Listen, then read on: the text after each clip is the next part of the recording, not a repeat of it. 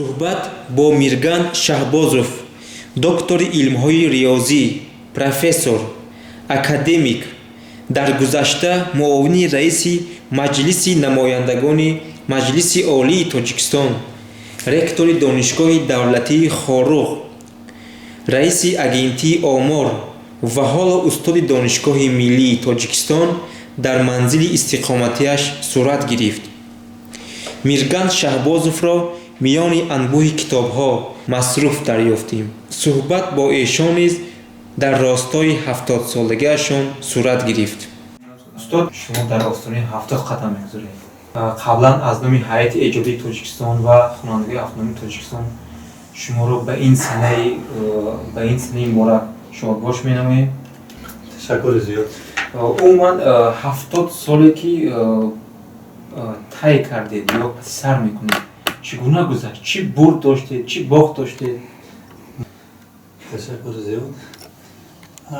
Одатан вақте ки як олим ягон соҳа ба 70 солгиаш мерасад, ӯ барои тай карданаш нигоҳ карда рои паймудаашро таҳлил мекунад ки ин солҳо чӣ хел гузаштанд. Ман аз овони ҷавонӣ, аз он даме ки дар донишгоҳи давлатии Тоҷикистон ба кор сар кардам, фақат машғули омӯзиши илми риёзӣ будам.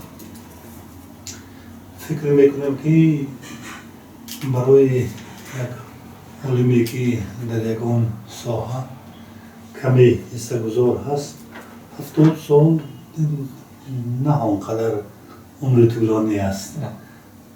дар баъзе мавридҳо олимоне ҳам ҳастанд ки баъд аз синни 70 ва 80 ва то 90 ҳам ҳама вақт дар пажӯҳиш ҳастанд, илм меомӯзанд, шогирд парвариш мекунанд ё ба воя мерасонанд. ва метавонам чанде аз ин олимонро барои шумо номбар кунам. ман аз мактаби риёзии академик Сергей Михайлович Николский ҳастам. Сергей Михайлович Николский дар замони шӯравӣ ва баъд аз шӯравӣ яке аз олимони бузургтарини назарияи наздикунии функсияҳо буд. 108 сол умр дид. дар байни олимон, академикони рӯсҳо ин қадар умри ягон кас надид. ҳангоме ки ман дар аспирантура мехондам, устоди ман Николай Павлович Корнейчук яке аз беҳтарин шогирдони Сергей Михайлович Николский буд. ва чанде пас ҳангоме ки бо худи Николский шинос шудам ва дар бораи баъзе проблемаҳои математикӣ ҳам суҳбат шудем, ӯ пурсон шуд ки дар Тоҷикистон оё ҳамин равия инкишоф ёфтааст ё дастгоне? Ман гуфтам мутаассифона назарам ба ман якумин одамем ки дар ин ришта дар инҷо дар Русия мехондам, дар Украина мехондам ва фикр мекунам ки оянда шояд шогирдон ё олимони зиёде пайдо шаванд. каме лабханд намуд гуфт ки ин аз шумоён вобаста аст, аз худатон вобаста ки то чӣ андоза шумо дар ин илм сармузор пешед ва то кадом андоза метавонед ки дар ин самтҳо шогирдое ба воя расонед. барои мен ман гуфтанӣ ҳастам ки ҳар як олим ҳангоме ки ба ҳамин синну сол мерасад, вай ҳама вақт фикр мекунад ки оё умраша дар ҳамин соҳа дуруст гузаронд ё не. ман фикр мекунам ки агар шуд умри дубораам аз нав мешуд, ман фақат ва фақат ҳаминро интихоб мекардам. чунки ман аз зиндагиам розиям, аз худҳои илмиам розиям. ҳама вақт در جستجوی متد و اصولهای نو ریاضی بودم، در جستجوی شاگردان با لیاقت و با صلاحیت بودم و فکر میکنم که عمرم اونقدر برای بس نرفت. ببینید مثلا علم‌های دقیق بسیار زحمت طلب میکنه، از جمله فیزیک، متماتیک. برای به همین راه رفتن شما، یعنی در رشته ریاضیات کی سبب شد؟ چرا این پیشو انتخاب کردید؟ این یک سوال نهایت جالب است. من هنوز در مکتبی میانه میخوندم. معلمی مکتبی میانه ما آقای نظر مرزویلارف یکی از بهترین معلمان ولایت بدخشان بودن. او ریاضیدان نغز بود، تربیتگر نغز بود. آدمان وادی که من هستم، مردمان نهایت زیادی که بالا رسیدن همشان دستبراران آن کسند. این از یک سبب دویمش این که برادری کلانه من هم ریاضیدان بود و هنوز در سالهای 60 یکی از اولین نامزدهای علمی همین فن بود، یعنی فن ریاضی بود. و هنگامی که تابستانا به خانه می آمد، وقتی که ما هم صحبت می شدیم، او جای ما می گفت که لیاقت داری، من دیده ایستادم، تو از عهده مثالهای مشکل ریاضی برآمده ایستاده ای، حرکت کن که همین رشته برای خودت از همه فنی عزیز گردن. من با همین نصیحت برادرم به همین راه روان شدم. شما به نزدیکی یک جایزه بین‌المللی که در بین کشورهای اتحاد ایالات مستقل تقدیم کرده می شود برنده شده، یعنی جایزه ستاره اتحاد ایالات مستقل. و گفته می شود که این جایزه همه ساله با نمایندگان کشورهای اتحاد ایالات مستقل برای ستارهای نظراتشون داده می شود. تا جای ما آگاه هستیم قبلا چندین نفر علمای سطح بین‌المللی ما سزاوار همین جایزه هم شده بودند. نگاه شما چگونه است؟ کدام دستاورد یا کارهای نظریه علمی شما باعث به گرفتن همین جایزه گردید؟ تا کجا شما باور داشتید که سزاوار همین جایزه می‌گردید؟ خیلی پس گویم اگر باور داشتن من قطعی یکم مسئله حل نمیشه. خوشبین بودید که شما این جایزه را این یکم دومش من رو شما گفتم که هم وقت منتظم بفرستم کار میکنم زیاد از کارهای من در مجله هم خارجی و هم روسیه چاپ میشوند. من فکر میکنم که دستاورد اساسی من که باعث گرفتن همین جایزه ستاره‌های اتحاد شد این همین است که من توانستم در نظریه فونکسیون کمپلکسی هنگام نزدیکنی فونکسیون کمپلکسی با وسیله پالینوم و نزدیکنی بهترینشان من نتیجه های گرفتم که این نتیجه ها دوام کارهای سرگئی میخائیلوویچ نیکولسکی و اندری نیکولایویچ کلمگوروف هستند. مثلا برای ما معلوم است که در سالهای 60 ولادیمیر میخائیلوویچ تخمیرف و سرگئی بوریسوویچ ستیچکین سرگئی میخائیلوویچ نیکولسکی مسائل مهمترین نزدیکنی بهترین فونکسیون‌های دوریه معین کردن فونکسیون‌های حقیقی. برای فونکسیون‌های کمپلکسی که ساحه نباید مشکل است، خود استرکتور فونکسیون وزنین است، نزدیکنی آن به واسطه کسرهای فونکسیون‌های راسیونالی کسری یا اینکه به واسطه فونکسیون‌های بی‌فاصله یا اینکه به واسطه بسیار ازاگوی کمپلکسی نهایت مشکل است. من معین کرده توانستم که یک نمود همین فونکسیون که فونکسیون انالیتیکی در دوره وایدی هستند به واسطه پالینوم ها نزدیک شوی بهترین همونا یافتم. این یک مسئله ستیچکین بود، یعنی هنگامی که وقتی که فونکسیون به واسطه بسیار ازاگوی نزدیک میکنه اونجا هست مدل بفرستگی فونکسیون. مدل بفرستگی فونکسیون این یک نمودی بنول مایل نمودن سرعت تیز شوی نزدیک شوی فونکسیون به بیسورازوگی است.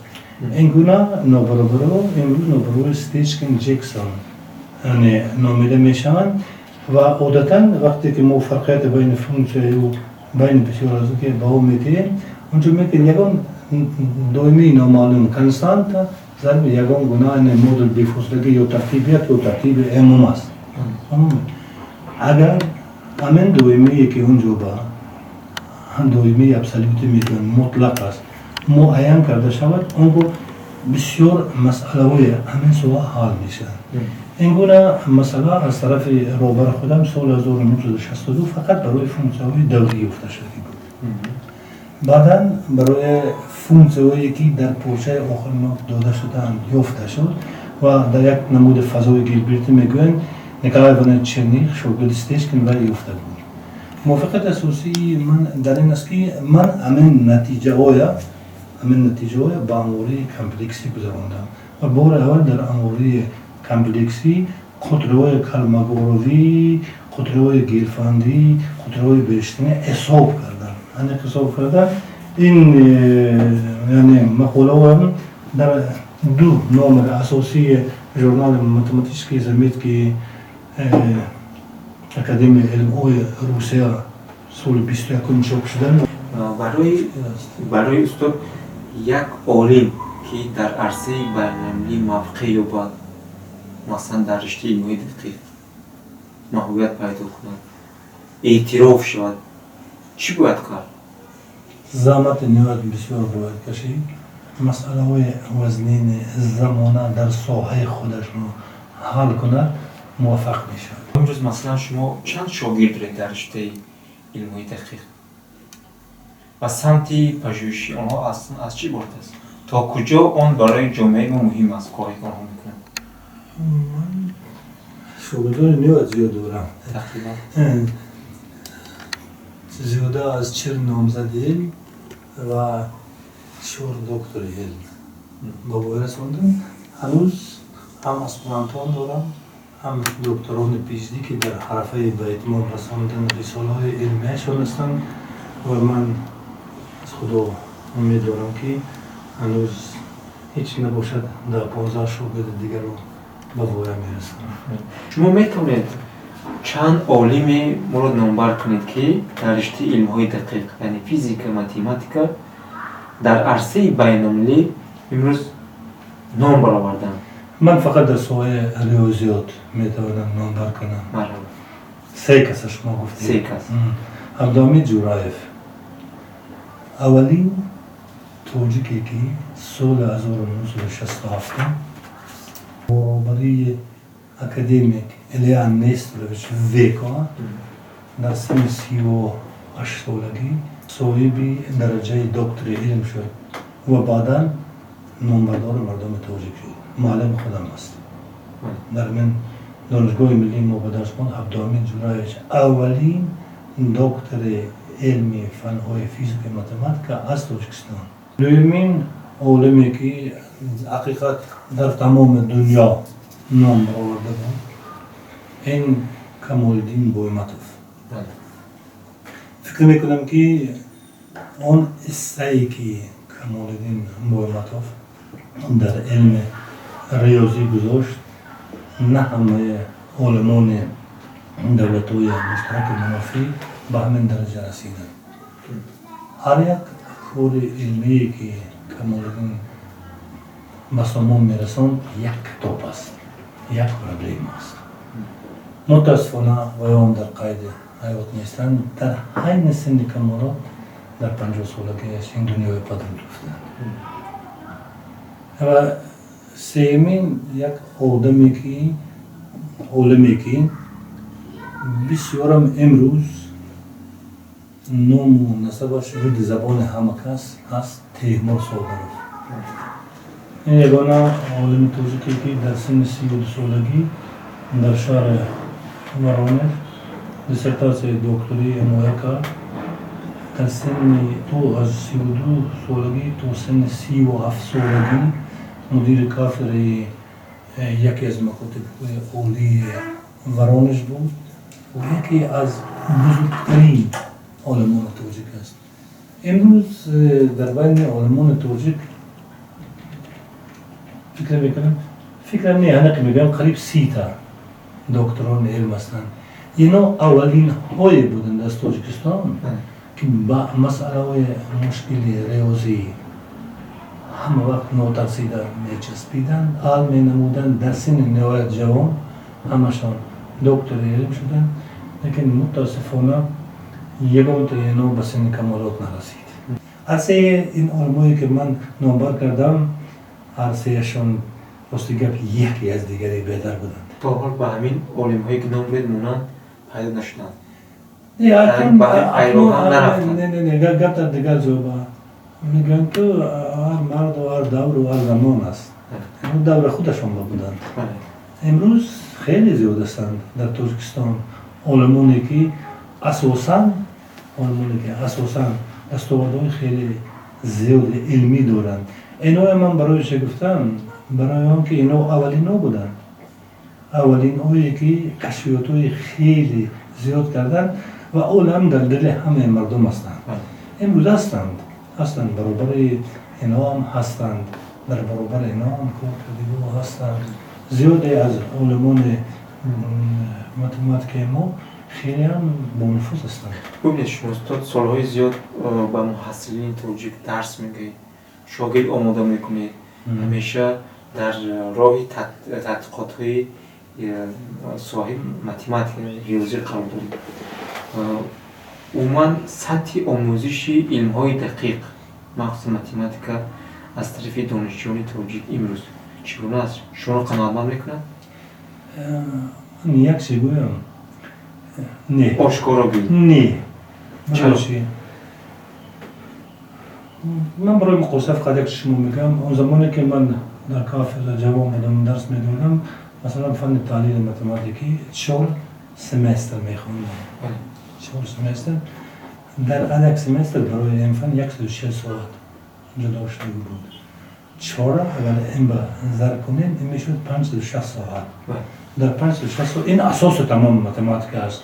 چه در من فن‌های مدل‌های دیفرانسیالی، مدل‌های فیزیک متماتیک در تمام با اساس است.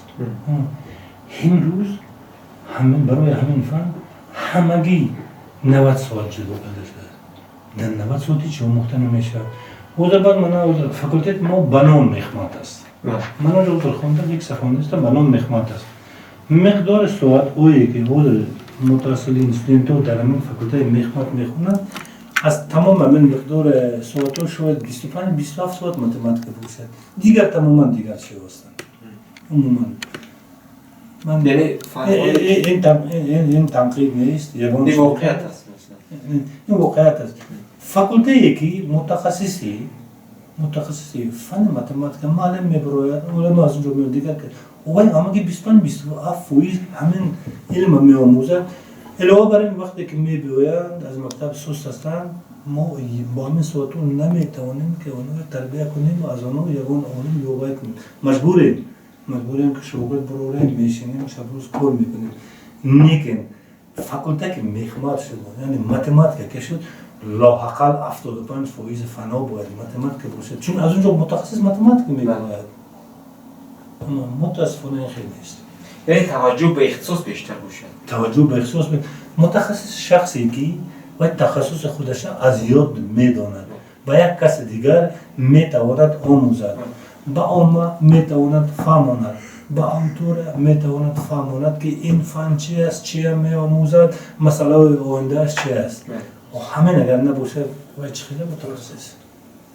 عموما از نگاه شما کدام عامل‌ها میتونند که برای پیشرفتی یا رشد علم‌های دقیق مساعدت کنند؟ یکمش تعلیم متماتیک در مکتب میانه به درجه بلند باید باشد.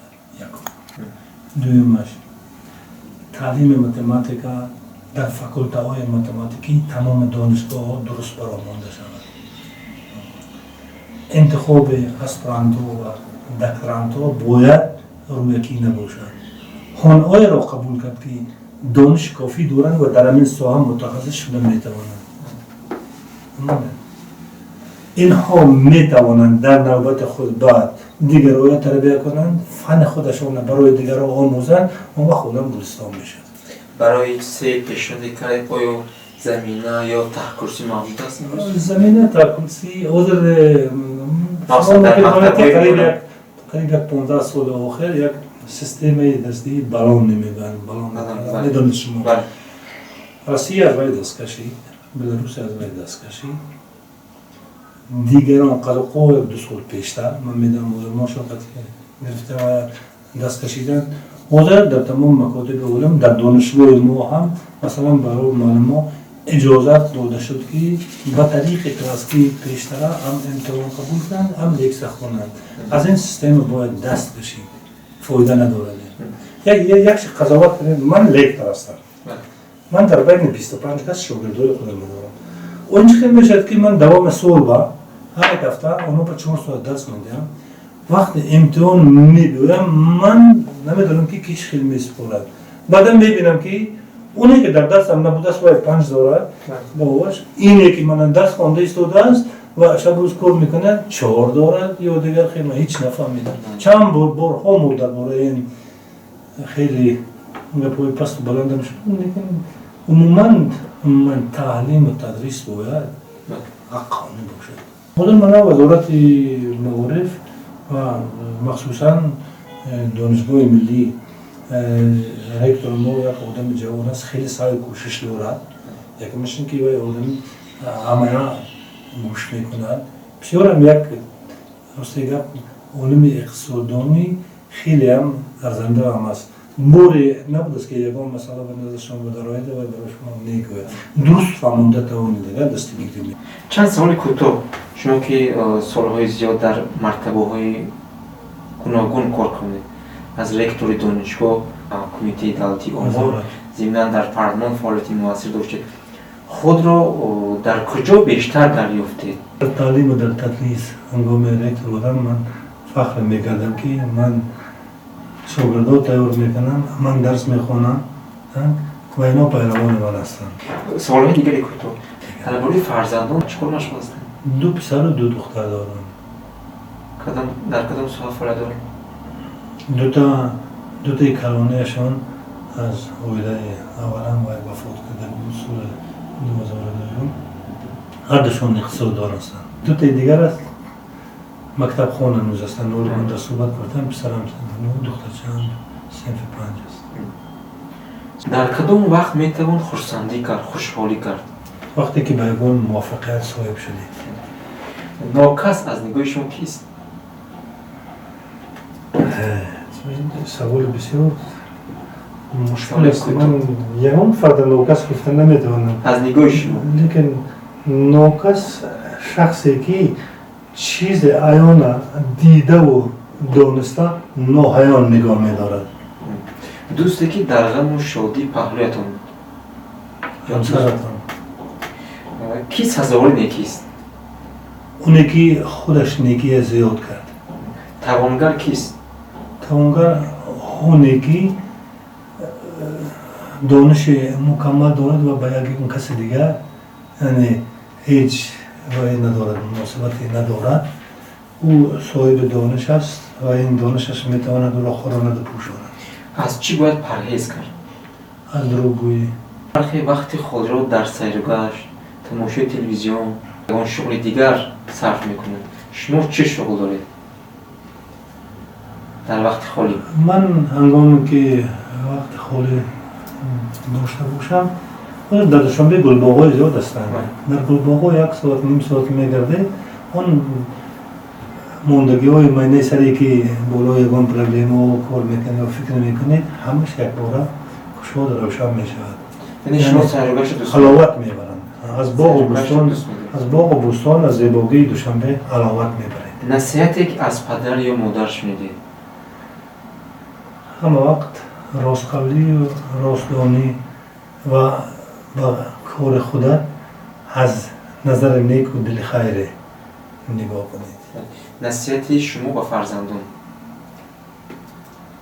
رازقبر و دانش آموز باشید. از چه افسوس میخورید؟ راست گویم از یگان چی؟ من از چی افسوس خورم؟ عموما رسالت انسان در چیست؟ رسالت انسان در دستگیری همدیگری است.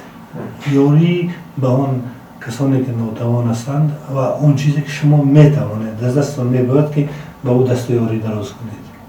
سوالی که انتظارش بودید یا من نگفتم؟ نه اون چی که شما گفتید که از علمان برجسته‌ای که شما در دور میکنید، من در دلم میفهمیدم که وقتی که شما در باره جایزه اون سخن میکنید لااقل میپرسید که شما پیرو کدام علما هستید. سپاس برای صحبت وقتی پرقیمت شما گرفتیم. تشکر برای شما.